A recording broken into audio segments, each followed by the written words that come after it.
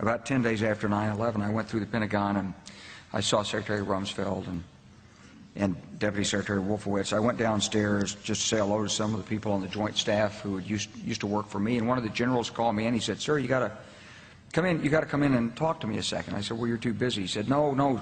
He says, "We've made the decision. We're going to war with Iraq." This was on or about the 20th of September. I said, "We're going to war with Iraq. Why?" He said, "I don't know." He said, "I guess they don't know what else to do."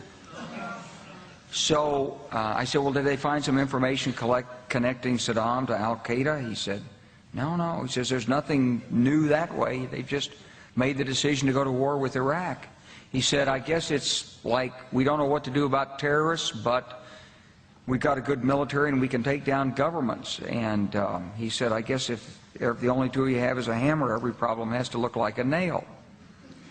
So I came back to see him a few weeks later, and by that time we were bombing in Afghanistan. I said, "Are we still going to war with Iraq?" And he said, "Oh, it's worse than that."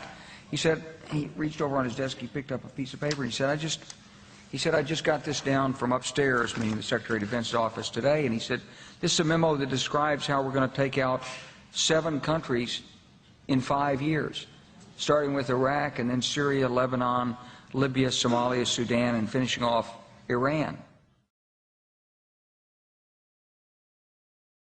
The truth is about the Middle East is, had there been no oil there, it would be like Africa.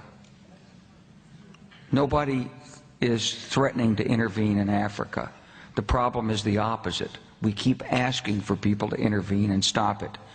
And there's no question that the presence of petroleum throughout the region has sparked great power involvement.